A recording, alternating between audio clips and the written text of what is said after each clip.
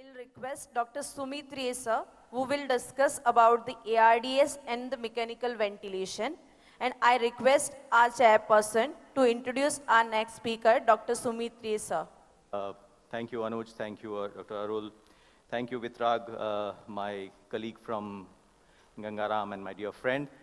So ARDS supposed to be talking about the updates, but what I would try to do is to understand, while giving the new updates, look at the pathophysiological basis of how we manage ARDS and mechanical ventilation. That's what I'm going to go. So I can change the slides from this. Right. So practice changing updates.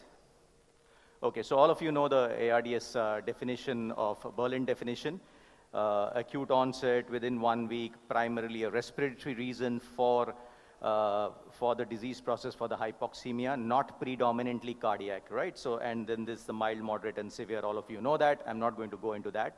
So the new definition came in 2023, July. So what they did was they maintained for intubated patients or patients on NIV, the requirement for a CPAP or a PEEP of 5 and the PF ratios based on which the severity was determined. But along with that, what they added was,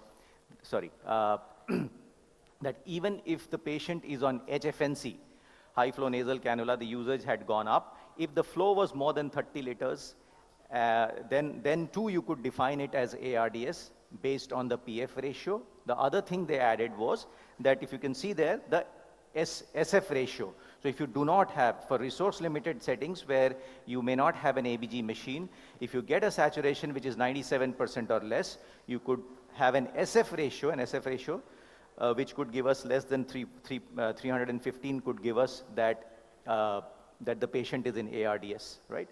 The other thing which happened in this definition was that if it was an absolutely resource limited setting where having an ABG or HFNC or NIV was not possible, even there you possibly could define ARDS based on the severity of the hypoxemia and the history of the patient. It's absolutely physician dependent, this definition.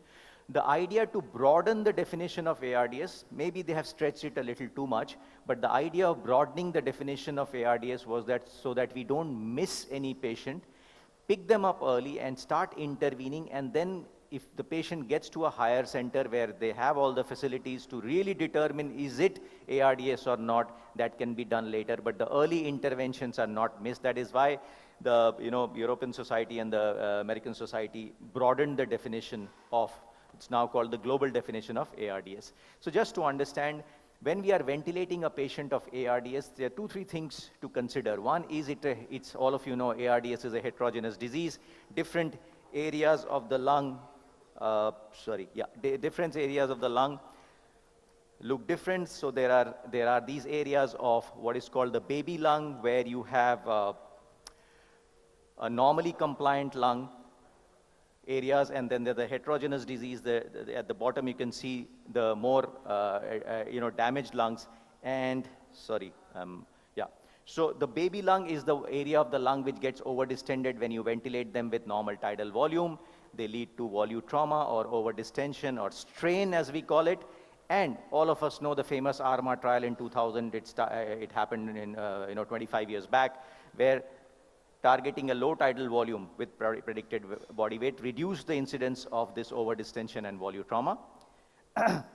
Then you have also high pressures required to open up these alveoli at the bottom would lead to stress or barotrauma. So limiting plateau pressure to 30 centimeters of water would reduce the barotrauma. That is also part of the ARMA trial. And then what is probably missed out somewhat is the shear stress or the cyclical trauma that happens, the atelectrauma. What happens is, in spite of limiting the tidal volume to 6 ml and the plateau pressure to 30 centimeters of water, sometimes the shear stress to open up the closed alveoli from a completely closed position requires much more pressure at that site. Also, even if when you limit the plateau pressure to 30 centimeters of water, in spite of that, sometimes the pressures, you can see that, I don't know if this pointer is working or not, the pressures at the local site can increase to 40 centimeters of water. And reducing atelectrauma is also a major challenge in in ventilating an ARDS patient. So for that, you need to probably titrate an optimal PEEP, and we'll look at is there a role of recruitment maneuvers or not? What do the guidelines say? What are the evidence suggest? Okay, and I have a question mark in front of that, as you can see. So all of this, why we are worried about this, all these traumas end up releasing more of the cytokines which initiated the damage of ARDS. The cytokines are the one which initiate the damage, the endothelial damage that happens in ARDS, leading to a leaky endothelium, more edema into the proteinaceous material leaking into the alveoli and causing the damage and loss of surfactant, which is the basic problem of ARDS. So all these traumas can lead to the further release of these cytokines and leading to what is actually these cytokines going into the systemic circulation and leading to multi-organ dysfunction syndrome. Actually, more patients, as you would know, die in ARDS of MODS rather than hypoxemia. So limiting it is of essence. So basically, ventilator-induced lung injury happens at the two extremes of the respiratory cycle. One is at the end of inspiration, where you have the volutrauma and barotrauma, and the other is where you limiting the tidal volume and the plateau pressure from ARMA trial helps reducing villi. And then I spoke about the atelectrauma, from where recruitment may help, and stopping de-recruitment. Once you have recruited the alveoli, they are opened up, stopping de-recruitment with PEEP may help. So as I said, you could, because you are using smaller tidal volumes of 6 ml per kg or less, to reduce volutrauma, you may need to increase the respiratory rate at 30, up to 30, even going up to 35, and allow the CO2 to rise a little bit. Okay, that's permissive hypercapnia. And limiting the plateau pressure at 30, if you are not able to do it with the 6 ml tidal volume, you can do 2-3 things. One is inverse ratio ventilation. You prolong the time of inspiration so that you give the same tidal volume over a longer period of time, okay, and also use the dual modes. I'm sure you must have learned it, the mechanical ventilation workshop.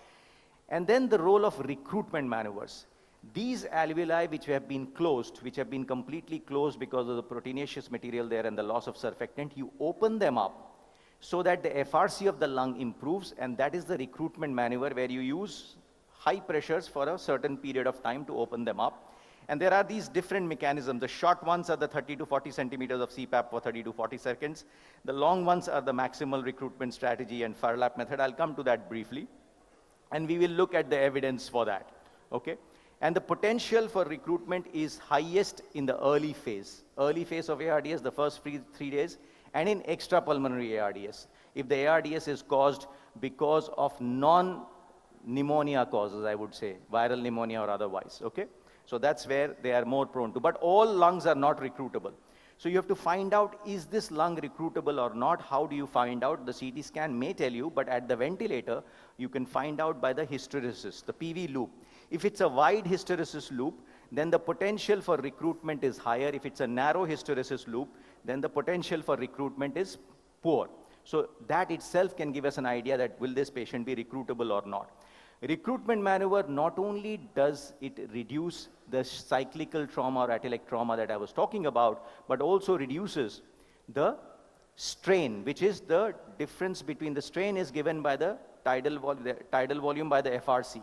So when you recruit lungs with the FRC, which has reduced significantly in an ARDS lung from 2 liters to say 500 ml or etc., when you recruit these alveoli, your FRC increases, and not only your stress, lung stress, but the lung strain also reduces, right? So recruitment maneuver has a physiological basis, but is it been proved in studies is the next thing to see, okay?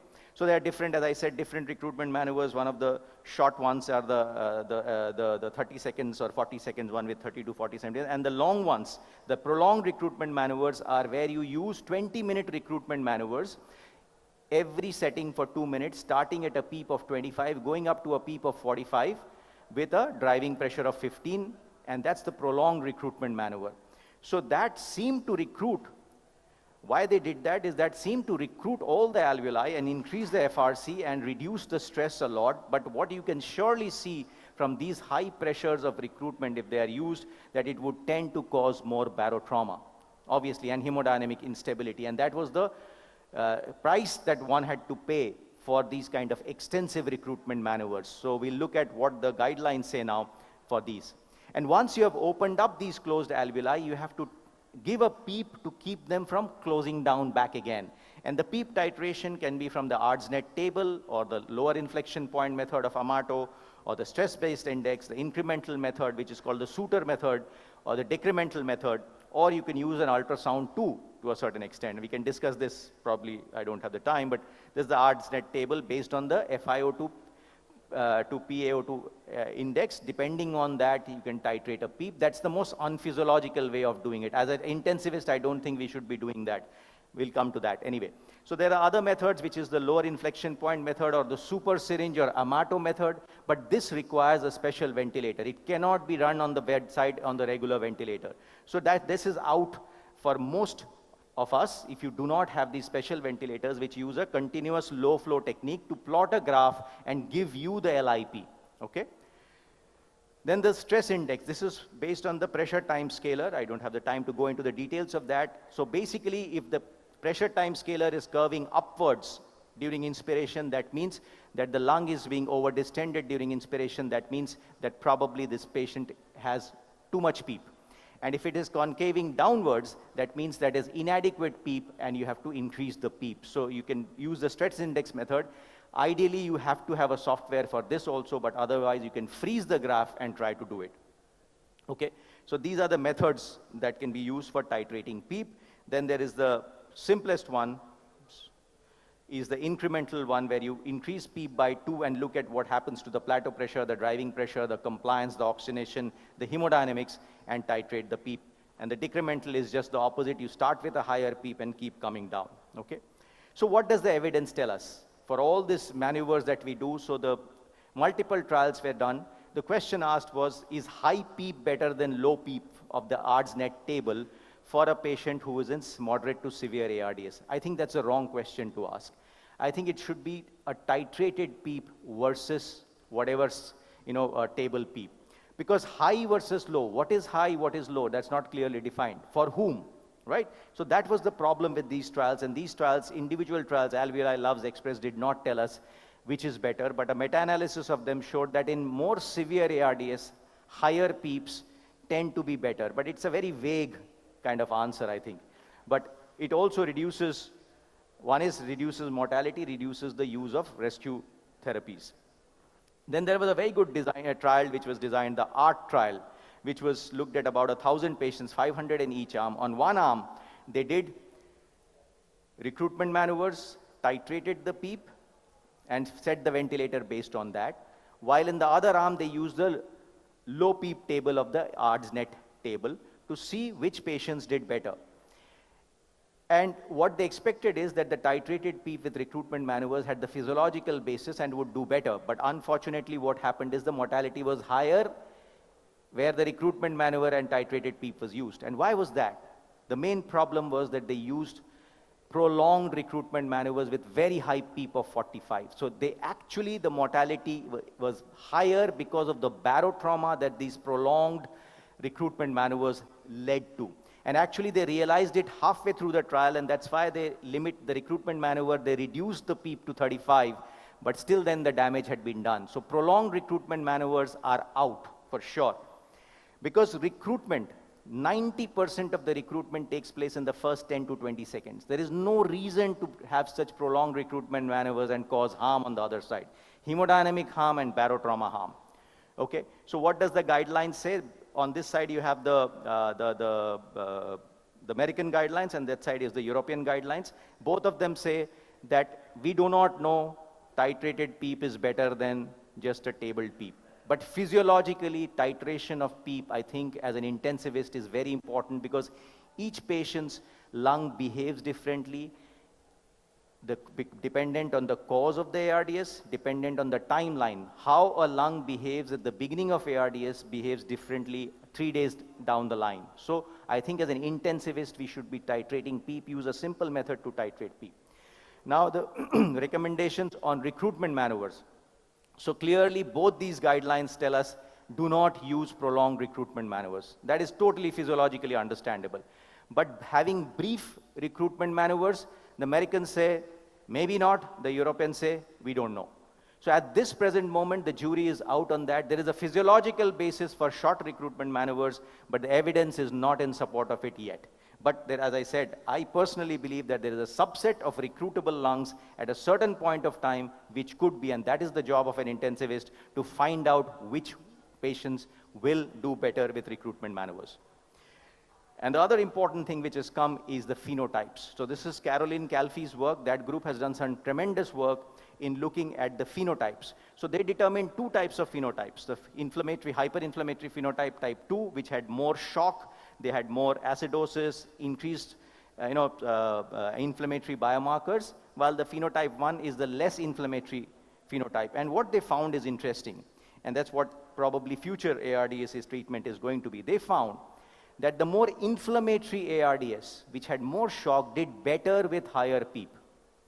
So titrating PEEP to a higher level there could be useful, while the less inflammatory type did worse with higher PEEP. Okay? And the other thing they found out, another analysis of the FACT trial, that those patients with more shock, more inflammation, did better with less fluids, more restrictive fluid policy than the less inflammatory phenotype, which did better with liberal fluid policy. So there are two phenotypes that we are looking at this present moment, which would require different kinds of management. So one size does not fit all. And precision medicine in the future, and Dr. Hegde is going to speak about it, I think today itself, and I've spoken about this in other conferences, is that there would be different phenotypes. There are already evidence from metabolomics, proteomics, and from biomarkers, etc., which shows that there are probably surely two phenotypes, and the phenotypes can be divided based on the etiology, which is the cause of the ARDS, the physiology, which includes basically organ failure, the ventilatory settings, the response to PEEP, the inflammatory markers, and it could be the biology, right? Also, all these combinations could tell us that there are different subphenotypes of ARDS which will require different treatments. If there is any message I want to send through in this talk, is that there are different patients of different types of subphenotypes of ARDS which will require different types of PEEP, different types of anti-inflammatory drugs, and different types of fluid therapy. So one size does not fit all. So quickly touching upon driving pressure, which is basically the difference in the plateau and the PEEP, right? So the higher the driving pressure, right? What this study showed is the higher the driving pressure, more than 15 centimeters of water, or now the guidelines say maybe more than 18 centimeters of water, the outcome will be poor. So your ventilatory settings have to be managed where your driving pressure, the difference between the plateau and the PEEP, should not be more than 18. And so it just says the same thing. The worse the compliance of the lung, the higher the driving pressure, the outcomes are going to be poorer, and whatever maneuver you do to reduce the driving pressure or increase the compliance, that's the same thing, will help you get better outcomes. The other thing which we miss out on is hypercapnia and the right heart failure. In ARDS, right heart dysfunction is a major cause of mortality. As evidence has shown over the years, if your maneuvers from PEEP to recruitment maneuvers, to tidal volume setting, to permissive hypercapnia, whatever reduces the incidence of right heart dysfunction, I don't have the time to explain this, right heart, it can come in the questions, right heart dysfunction, looking at the right heart with the ultrasound point of care echocardiography is very important in ARDS. Whatever reduces it is going to improve your outcomes. That is something which is missed out significantly, is the right heart dysfunction. The other is what is probably, we looked at the hypoxia a lot in ARDS. Actually, the CO2 is a very good indicator of outcomes. If an ARDS patient has high CO2, the possibility that the patient is not going to do well is very high. So this is called the ventilatory ratio. You can see that it's the minute ventilation. So the amount of minute ventilation you require to blow out the carbon dioxide tells us if this patient is going to do better or not. And also, this 6 ml per kg tidal volume, is it sacrosanct? So now latest studies have shown that it depends on the compliance of the lung. If the compliance of the lung is poor, smaller tidal volumes will improve outcomes more as compared to larger. But if the compliance of the lung is not that bad, then 6 ml is not sacrosanct. then go by the driving pressure and the plateau pressure. 6 ml is not sacrosanct, because if you have a slightly higher tidal volume, you may be able to blow out the CO2, because a higher CO2 is a poorer indicator of outcome than the hypoxia, the PF ratio. This higher CO2 correlates better with outcomes in ARDS. Okay?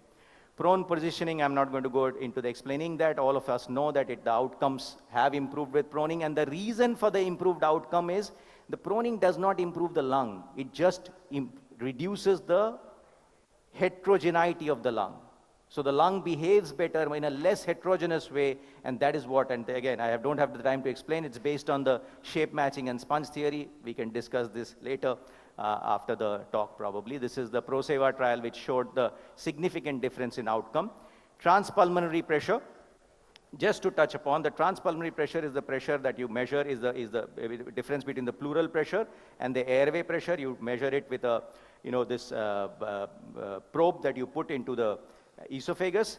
The only reason probably that you use it is that to differentiate between, if the plateau pressure is high, is it because of the respiratory system, or is it because of the lung or the whole respiratory system? Is the thoracic cage too stiff, and that is why the plateau pressure is high and the lung is quite okay? So the differentiating that, and it helps in that. The evidence now suggests that probably not very useful in improving outcomes, but something to look towards in the future. It will be useful in the future. Now, where transpulmonary pressure surely helps is in what is called effort-induced lung injury, or PCL, patient self-inflicted lung injury. If you have a patient who is on mechanical ventilation, who is breathing spontaneously, deep spontaneous breathing, they tend to harm themselves by generating more transpulmonary pressures and pulling more fluid into the lungs, into the alveoli, and causing worsening the hypoxia and the lung damage. And that's where transpulmonary pressures could possibly help us. Because in normal lung, if you make a patient with a normal lung on the ventilator has exaggerated spontaneous breathing, it does not cause harm, because the lung behaves in a more homogeneous fashion, which is called the fluid-like behavior, while the lung, a diseased ARDS lung, behaves as a solid-like behavior, which causes harm because of the heterogeneity. Okay? And then there is, because of the spontaneous breathing, there can be significant dysynchrony that can also cause harm. So use of neuromuscular blockade should be titrated. Not every patient of ARDS requires neuromuscular blockade. You can use deep sedation and titrate your doses of neuromuscular blockade. Now the other concept which has come, and I'm not going to go in detail, is the diaphragmatic injury while you are ventilating a patient of ARDS. These are the different forms of injury that can happen, and now the whole target has changed to not just lung protective, but lung and diaphragm protective ventilation. Then concept of, I'll just one slide on concept of mechanical power and ergotrauma. What it says, ergotrauma means trauma related to the energy used in ventilation. There are two forms of energy that are used when you are mechanically ventilating a patient. The kinetic energy, which overcomes the resistive work of the airway, and then there is the potential energy, which is the elastic work, which is, sorry, they've stopped, okay. So the elastic work is the work which, when the PEEP is used, and the dynamic elastic work is when the pressure shifts from the PEEP to the plateau pressure. And more evidence shows that the dynamic potential energy is the one which causes most damage, and that is what we have to focus on. That is the same as the driving pressure. As I can see, the driving pressure seems to be the most important element which causes the damage, which is also an expression of the compliance, the size of the lung, and the FRC, etc. And so if you have to use ECMO, and these are the subset of patients where the energy requirement to ventilate the patient, to blow out the CO2 and maintain the PF ratio, when you are not able to achieve it, is where you use the extracorporeal mechanism. So this is the last slide, thank you. So basically what is useful, limited tidal volume, limited plateau pressure, yes, but titrated based on the individual patient's ARDS rather than a fixed one-size-fit-all. Prone positioning, surely for severe and moderate. Titrating PEEP probably helps more. Systemic corticosteroids in ARDS, possibly yes, but the future is going to be treating ARDS subphenotypes. Which phenotype behaves how, and how you titrate your vent settings is going to determine how you are going to treat ARDS. More of it in Dr. Hegde's talk on precision medicine. Thank you so much. I left a lot of things open so that you can ask me questions. Thank you so Any much, sir. comments? Okay, thank you. Thank you so much.